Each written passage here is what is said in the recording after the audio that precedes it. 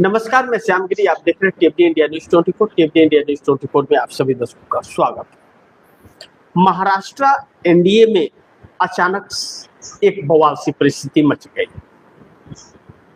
महाराष्ट्र के अंदर एकनाथ शिंदे भड़क से गए। बहुत दिनों का गुस्सा था, भड़क गए हैं। भड़कने के अलावा कुछ करेंगे भी या सिर्फ बोलेंगे, यह तो वक्त बताएगा। अभी कुछ नहीं कहा जा सकता। लेकिन एनसीपी और शिवसेना एकनाथ शिंदे की, इन्होंने कहा है कि हम गठबंधन तोड़ देंगे। एकनाथ शिंदे क्या गठबंधन तोड़ पाएंगे? तोड़ देंगे? यह एक महत्वपूर्ण बिंदु है। लेकिन एकनाथ शिंदे के पास 54 एमएलए और 7 सांसद हैं। पलट जाएंगे ऐसा कह रहे हैं एकनाथ शिंदे कर रहे हैं। लेकिन क्यों कर रहे हैं? एकनाथ शिंदे महाराष्ट्र में 54 एमएलए 7 सांसद के साथ एनडीए गठबंधन छोड़ देंगे। यह तब कही यह बात जब 17 सीटों उपचुनाव को लेकर के एनडीए में घमासान मच गया और देवेंद्र फडणवीस ने यह कहा कि 12 सीटों पर भाजपा लड़ेगी और 5 सीटें एनसीपी और एकनाथ शिंदे के लिए छोड़ेगी। तो बवाल क्या बोला या कि भारतीय जनता पार्टी जिसके दम पर सत्ता में आती है उसी को कमजोर करती है, यह एकनाथ शिंदे ने और एनसीपी ने कहा। एनसीपी सुनेत्रा पवार साथ में है, डिप्टी सीएम है। शिवसेना एकनाथ शिंदे डिप्टी सीएम हैं और साथ में है भाजपा के। तो अभी तक तो ठीक था। लेकिन यह नई बात नहीं है कि भारतीय जनता पार्टी अपने सहयोगियों को दबाती है। यह हर जगह है। भाजपा जिसके दम पर सत्ता पे आती है पहले उसे तोड़ती है, मरोड़ती है, फिर ठिकाने लगाती है। और अब सुनेत्रा पवार और एकनाथ शिंदे को लगा रही है, यानी कि एनसीपी और एकनाथ शिंदे शिवसेना को। अब एकनाथ शिंदे के इस बयान के बाद कि हम गठबंधन तोड़ देंगे, सुनेत्रा पवार की एनसीपी ने देर नहीं लगाया, तुरंत बयान दे दिया कि हम गठबंधन तोड़ देंगे अगर सही से समझौते नहीं हुए तो। अब आने वाले दिनों में ईडी का छापा भी इन लोगों को पड़ेगा, क्योंकि ईडी डंडा है, मोदी का डंडा बजा करके साथ रखती है। अब ऐसे में देवेंद्र फडणवीस क्या मान मनोबल करेंगे एकनाथ शिंदे के साथ, क्योंकि भारतीय जनता पार्टी के पास बहुमत नहीं है। तो इसके लिए भारतीय जनता पार्टी ने बड़ी चालाकी से काम किया, क्योंकि एकनाथ शिंदे को अपना बोझ समझती है। लेकिन 54 एमएलए नहीं 7 सांसदों की वजह से भाजपा अपने साथ उनको रखे हुई है और वक्त वक्त पर प्रेशर और दबाव यह रखती है कि वह भारतीय जनता पार्टी में विलय कर दे। लेकिन ऐसा हो नहीं पा रहा है। एकनाथ शिंदे विलय करने को तैयार नहीं है। वह जानते हैं विलय करने के बाद में उनकी हैसियत क्या रहेगी और उनकी पार्टी का क्या हैसियत है, नेताओं का क्या रहेगा। तो नेता तैयार नहीं हो रहे। अब ऐसे में डीएमसी चुनाव के वक्त एकनाथ शिंदे के पास एक सुनहरा मौका था, क्योंकि उद्धव ठाकरे शिवसेना या कांग्रेस भी समर्थन देने के लिए तैयार थी बीएमसी के अंदर मेयर बनाने के। लेकिन एकनाथ शिंदे वहां सिर्फ वही रह गए, मेयर नहीं बना पाए जो मेयर बनाने की बात कर रहे हैं। 29 पार्षद उनके चुन करके आए थे। इंडिया गठबंधन की मदद से वह मेयर बना सकते थे और सीएम भी बन सकते थे, लेकिन उन्होंने नहीं माना। अब पार्टी को पूरी तरह से अपने कब्जे में ले रही। अब एकनाथ शिंदे के 7 सांसदों में एकनाथ शिंदे के बेटे सांसद हैं, बाकी 6 पर शिकंजा कस गया भाजपा का। और एकनाथ शिंदे को साइड करके सुनेत्रा पवार की एनसीपी जो कह रही है कि हम गठबंधन छोड़ देंगे अगर समझौता सही नहीं हुआ तो, उनके तकरीबन 41 विधायकों में, जिसमें खुद शामिल सुनेत्रा पवार भी है, उसमें 30 विधायक भारतीय जनता पार्टी के संपर्क में बताए जाते हैं। और भारतीय जनता पार्टी को 15-16 विधायक की जरूरत ही है और 30 विधायक आ जाएंगे। फिर ना सुनीत्रा पवार की जरूरत है और ना एकनाथ शिंदे की जरूरत है। अब इन बातों को कितना तरहीज देंगे एकनाथ शिंदे और सुनीत्रा पवार, यह देखना दिलचस्प होगा। लेकिन सबसे मुख्य मुद्दा यह है कि क्या यह हिम्मत एकनाथ शिंदे दिखा पाएंगे एनडीए गठबंधन छोड़ के जाना, भाजपा की सरकार?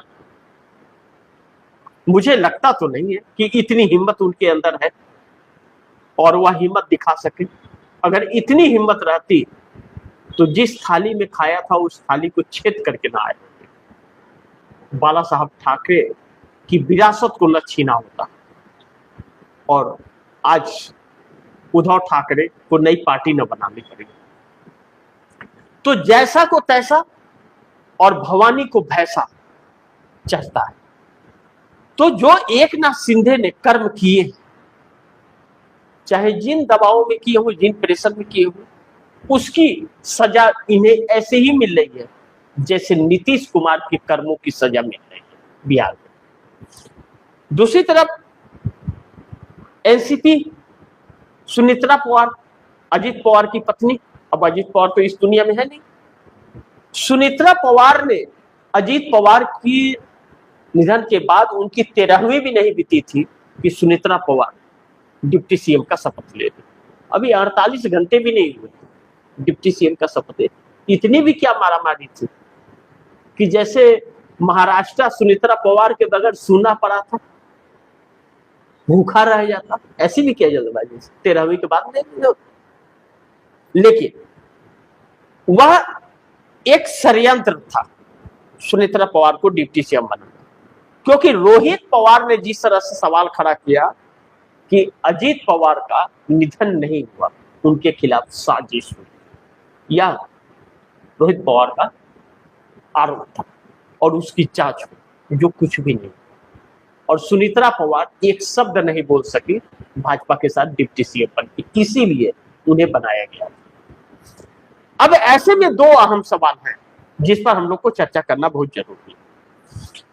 17 सीटों के उपचुनाव पर एनडीए में घमासान 12 सीट पर बीजेपी लड़ना क्यों चाहती है? 12 सीटों पर इसलिए भाजपा लड़ना चाहती है कि 12 के 12 भाजपा निकाल लेगी, चुनाव आयोग उसके साथ। और एक चीज मैं यहीं पे इस मुद्दे को रोक करके एक खबर आप दर्शकों को बताना चाहूंगा कि अभी से कुछ पल पहले सुप्रीम कोर्ट का फैसला आया एसआईआर पर। याचिकाकर्ता जो गए हुए थे 1 जनवरी महीने में उसकी आखिरी सुनवाई हो गई थी और मई आखिरी में फैसला आया। समझिए 5 महीने बाद फैसला आया। सुप्रीम कोर्ट ने कहा है कि चुनाव आयोग जो कर रहा है वो सही कर रहा है, उसको वो सही काम कर रहा है। और यह कहा कि जिसके नाम कट रहे हैं वह अगर नागरिक नहीं है तो गृह मंत्रालय को रिपोर्ट दे दिया जाए और गृह मंत्रालय उनका हिसाब किताब करेगा। यानी कि करोड़ों लोगों के जिनके नाम कट रहे हैं वह इस देश के नागरिक नहीं है। यह सुप्रीम कोर्ट ने मुहर लगाया। यह समझ नहीं आता कि वो सुप्रीम कोर्ट अंधा है या लंगड़ा लुल्ला है, मैं नहीं जानता। लेकिन सुप्रीम कोर्ट ने आदेश सुना दिया और अपने आदेशों से यह जाहिर कर दिया कि हम सरकार के लिए जिएंगे और सरकार के लिए ही करेंगे। और उसके बाद कहीं कोई अदालत नहीं है कि कोई कहीं जा सकता। यानी कि इस देश के हर संस्था उस 2 शख्स के इशारे पर चलता है जिसकी डिग्री संदिग्ध है। और उस सीजीआई की टिप्पणी जो इस देश के युवा और बेरोजगार के खिलाफ है, उसके फैसले इस देश में चलेंगे। यानी कि देश एक काम और कर सकता है, ये मेरी राय कि अब न्यायपालिका में जाना बंद कर दे और पुलिस चौकी, कुछ भी हो जाए न्यायपालिका और पुलिस चौकी में ना जाए। अगर वह इंसाफ की इच्छा रखता है तो बिल्कुल ना जाए, चुपचाप जैसे चल रहा है वैसे चले, या वह सोचे कि उसे क्या करना। लेकिन न्याय पुलिस स्टेशन में या फिर न्यायपालिका में आपको मिलेगा आपके मुताबिक, आप इसे सोचिएगा, वह नहीं होने वाला है। अब इस पर क्या रिएक्शन विपक्ष का होगा यह तो वक्त बताएगा, लेकिन उसने आंखें अपनी फोड़ ली है कि वह दिखता नहीं है, वह बोलता है, और बोलता उसी के लिए है जिसका वह गुलाम बना हुआ है या जिसके कहने पे चलता है या जिसके लिए वह जी रहा है। लेकिन अब न्याय नाम की चिड़िया उड़ गई है, कौवे हंस बन गए हैं वॉशिंग मशीन से निकलकर, सब सफेद। तो एसआईआर अब और खुल करके होगा, और भी खुल के नाम कटेंगे, अब आधिकारिक तौर पर और भी खुल के नाम कटेंगे।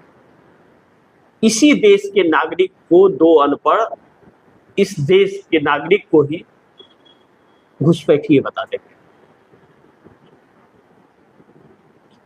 और अब इस देश को कहीं न कहीं प्रधानमंत्री का, गृह मंत्री का, वित्त मंत्री का, सीजीआई का, चुनाव आयोग का, इन लोगों के नागरिकता का प्रमाण पत्र मांगना चाहिए कि तुम दिखाओ पहले कि तुम इस देश के नागरिक हो या नहीं हो। इन लोगों से मांगना चाहिए आप, क्योंकि जो करोड़ों लोगों को इस देश का नागरिक मानने के लिए इनकार कर रहे हैं, पहले वह नागरिकता अपनी साबित करें कि वह है क्या। वह अपने बाप दादा परदादा नरदादा का सबका वह लिया करके पहले दे, वह लिया के दे कि उनकी 7 पुश्तें यही की हैं, जरूर मांगना चाहिए।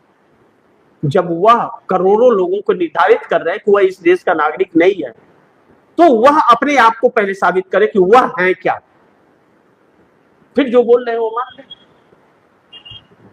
या फिर सिर्फ अपनी चोरी, अपनी गद्दारी छिपा करके दूसरों को गद्दार कहेंगे आप और दूसरों को घुसपैठिया कहेंगे। बहुत चिंता का विषय है। तो अब इन 17 सीटों के उपचुनाव पर 12 सीट पर भाजपा क्यों लड़ना चाहती है, क्यों 5 सीट में 2 पार्टियों को एनसीपी और शिवसेना को दे दें। 12 सीटें चुनाव अगर चुनाव आयोग की मदद से जीत लिया, और जो जीत ही ली, तो फिर शिंदे और सुनेत्रा पवार की जरूरत उसे नहीं पड़ेगी, वह अपने बहुमत में आ जाएगी, पूर्ण रूप से उसका बहुमत हो जाएगा महाराष्ट्र के अंदर। फिर किसी को डिप्टी सीएम और किसी को कोई मंत्रालय देने की जरूरत नहीं पड़ेगी, और ना तो किसी की सुनने पड़ेगी, ना हिस्सेदारी। इसलिए 12 सीटों पर लड़ेगी, और नहीं अगर माने वो लोग तो पूरे 17 सीटों पर लड़ेगी, और बाद में सत्ता से उन लोगों को बाहर करेगी, जा अब जो करना है कर, और उन्हीं के लोगों को तोड़ भी देगी, भाजपा में शामिल कर देगी। यानी कि जिस थाली में खाती है उसी में छेद करेगा। अब दूसरा कि एनसीपी और शिवसेना 2 हुई, एक बीजेपी फडणवीस सरकार मुश्किल में आ जाएगी, 2 टुकड़े अगर हो जाएंगे तो। आप इसे समझिए कि एनसीपी और शिवसेना को 2 फाड़ करने की 5 सीटें अगर दी जाए तो एकनाथ शिंदे को 3 और सुनेत्रा पवार की एनसीपी को 2 सीट मिलेगी। इस हिसाब से 17 में 5 छोड़ रही है, तो इस तरह से मिलेगी। सुनेत्रा पवार 2 से तैयार नहीं है और एकनाथ शिंदे भी 5 से तैयार नहीं, बल्कि बराबर की हिस्सेदारी चाहिए। यानी कि 17 है तो फिर इसकी इसे बराबर कर दिया जाए।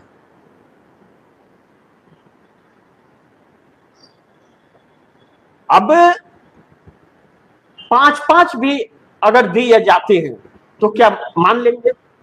5-5 पे थोड़ा सोच सकते हैं, मान सकते हैं, लेकिन 12 और 3 और 2 पर मानने को तैयार नहीं है। और भाजपा किसी भी कीमत पर 5 सीटों से 1 सीट भी ज्यादा दोनों में नहीं बांटेगी। भाजपा पूरे 12 सीटों पर लड़ करके अपने सत्ता को पहले अपने दम पर करेगी, यह तय। कोई भी सुनवाई किसी की नहीं। अब इन लोगों की किए की यह सजा है। आगे यह लोग कैसे देखते हैं, यह देखना बड़ी महत्वपूर्ण होगा। लेकिन तोड़ फोड़ सिर्फ महाराष्ट्र में ही नहीं, और भी बाकी कई जगहों पर जारी हो गया है। ममता बनर्जी भी इस लपेटे में आती हुई नजर आ रही है। अब चूंकि इस सरकार को कोई इसलिए भी कुछ नहीं कर सकता, ममता बनर्जी के 20 सांसद तकरीबन संपर्क में बताए जा रहे हैं। अब ममता बनर्जी उन्हें संभाल पाएगी कि नहीं संभाल पाएगी, लेकिन 3-4 चीजें समझना बहुत जरूरी है कि एकनाथ शिंदे के वजह से ही महाराष्ट्र में भाजपा की सरकार बनी, और 54 एमएलए 7 सांसद रहने के बावजूद भी एकनाथ शिंदे वह स्थान प्राप्त नहीं कर पाए जो वह कह सके कि वह नेता है।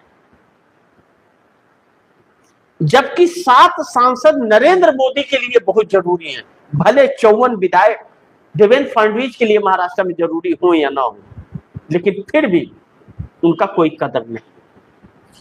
सुनित्रा पवार 41 विधायक और 1 सांसद, न उधर की जरूरत है न इधर की जरूरत है। वह चली भी जाए तो कोई जरूरत नहीं, वह डिप्टी सीएम है, यही उनके लिए बस काफी। लेकिन इज्जत 54 की भी नहीं, उसके बाद भी पड़े हुए हैं। एकनाथ शिंदे जो कहा जाता था दाहिना हाथ क्या करता है बाएं हाथ को पता नहीं चलता, नीतीश कुमार, वह नीतीश कुमार पता नहीं कौन से जमीन के अंदर धंसे हुए हैं। पार्टी को निकालकर मक्खी की तरह बाहर कर दिया गया, उनको पार्टी पर कब्जे की कोशिश की जा रही है, फिर भी बने हुए। चंद्रबाबू नायडू रह रह करके बीच बीच में जो डिपर मार रहे हैं, वह डिपर बहुत कुछ तस्वीर ब्याह कर रहा है।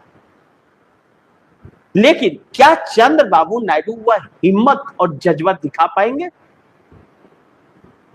चंद्रबाबू नायडू वह आधार है कि जो 18 सांसदों का समर्थन आंध्र प्रदेश से चंद्रबाबू नायडू के जरिए है मोदी सरकार। जितने भी मुद्दे हैं सब उनके खिलाफ जा रहे हैं। उसके बाद अल्टीमेटम तो उन्होंने दे दिया कि जो आप कर रहे हो वह सही नहीं है। तो क्या इसके बाद वह साथ छोड़ने की जरूरत दिखा पाएंगे, या वह भी लपेटे में, फिलहाल लपेटे में है और कोई रिस्क वह भी नहीं लेना चाहते? ऐसे में मोदी सरकार को कोई भी नहीं हटा पाएगा। और अब आने वाले जो चुनाव होंगे, आज सुप्रीम कोर्ट के फैसले, एसआईआर पर फैसले के बाद जो अब चुनाव होंगे, वह चुनाव कोई भी दल कुछ भी कर ले नहीं जीत सकता। चुनाव आयोग बिल्कुल जीतने ही नहीं देगा किसी को भी, चाहे आप कितने भी वोट डाल दो, वह नहीं जीत सकता। या फिर एक ही रास्ता है कि जिसकी लाठी उसकी भैंस, या तो फिर जनता उस पर भारी पड़ जाए, तब परिणाम बदल सकते हैं, अन्यथा हराना इम्पॉसिबल हो गया, इसमें कोई शक नहीं। क्योंकि जब ईमानदारी पर बेईमानी हावी हो जाता है तो फिर रास्ता गुलामी की तरफ जाता है। और मोदी शाह की जोड़ी जो गठबंधन करती है, वह लोगों को, पार्टियों को खत्म करने के लिए करती है, उनके अस्तित्व को मिटाने के लिए करती है। अब इसके बाद भी अगर न समझ आए किसी नेता को तो फिर क्या ही कहना। लेकिन अब तो शिक्षा पर भी बात आ गई, 12वीं के भी परीक्षा पर सवाल खड़े हो गए। अब देखना होगा कि जनता का रिएक्शन क्या है। इसीलिए मैंने कहा कि हमारे पड़ोस में ही बांग्लादेश, पाकिस्तान और माफ कीजिएगा, बांग्लादेश, श्रीलंका और नेपाल हुआ था, इसे भूलना नहीं चाहिए। यही हालात कुछ उत्पन्न हुए थे, न्यायपालिका से न्याय न मिलना, प्रशासन से न्याय न मिलना, सरकार जनता की नहीं खुद की हो गई थी, चुनाव आयोग सरकार के साथ मिल जाना, यही सब सोशल मीडिया पर बैंड लगा देना, आवाज को दबाने की कोशिश करना, यही सब कुछ हुआ था। तो क्या हुआ? और यही हमारे देश में हो तो फर्क क्या रहेगा? तो क्या फर्क होगा उस छोटे से देश में और हमारे देश में? क्या फर्क रह जाएगा? लेकिन इस दुर्भाग्य यह है कि इस बात को यह नेता नहीं समझ रहे, यह नेता इसे नहीं समझना चाह रहे। अब बच्चे को पढ़ा नहीं सकते, पढ़ाएंगे तो उसका पेपर ही लीक हो जाएगा, या एग्जाम होने के बाद तो एग्जाम ही खराब हो जाएगा। रोजगार, कंपनी ही बंद कर देंगे, रोजगार ही नहीं मिलेगा आपको। नीति ऐसा बना देंगे कि आपको मजदूरी नहीं मिलेगी, कंपनी वाले सब आपके हक मार जाएंगे। ऐसा कानून बना देंगे कि आप आवाज ही नहीं उठा पाएंगे। न्यायपालिका में गए तो आपको लतार के बाहर कर देगा, सरकार के पक्ष में आ जाएगा। नोट की गड्डियां भर लेता है न्यायपालिका का जज, बोरी भर भर के पैसे जजों के पास मिल रहे, लेकिन इन्हें शर्म नाम की चीज तो नहीं है। अब आप कहेंगे बोले कि कोर्ट का सम्मान नहीं करते, वो सम्मान लेके क्या चाटेंगे जो देश को न्याय न दे सके? वो कैसा न्यायमूर्ति जो बेरोजगारों को काकरोच कह दे? वो कैसा न्यायपालिका जो परजीवी कह दे? इसी संविधान ने उसे सीबीआई के पोस्ट तक और नरेंद्र मोदी को प्रधानमंत्री की कुर्सी तक पहुंचाया है। और दुर्भाग्य यह है कि उसी को यह नहीं मानता। किस संविधान ने कहा कि चुनाव आयोग स्पेशल इनिशिएटिव रिवीजन करा सकता है और वह नागरिकता साबित कर सकता है? सिर्फ एक सत्ता को सत्ता पर बरकरार रखने के लिए, यानी कि गुलामी अपने ही बन गए। बाकी आप दर्शक देखिए क्या होता है, नहीं होता है, जो भी होगा खबरें आप दर्शकों तक लाऊंगा। लेकिन देवेंद्र फडणवीस सरकार एक बार मुश्किल में पड़ सकती है अगर शिवसेना और एनसीपी ने जिस तरह से कहा कि हम गठबंधन तोड़ देंगे महाराष्ट्र में। तो शिंदे के पास 54 एमएलए, 7 सांसद, एनसीपी के साथ 41 एमएलए, 1 सांसद, क्या अपनी ताकत दिखा पाएंगे? मुझे लगता तो नहीं है, फिर भी देखते हैं क्या होता है। जो भी होगा खबरें आप दर्शकों तक लाता रहूंगा। आप दर्शकों की क्या राय है, क्या सुझाव है, कमेंट बॉक्स में जरूर दीजिएगा।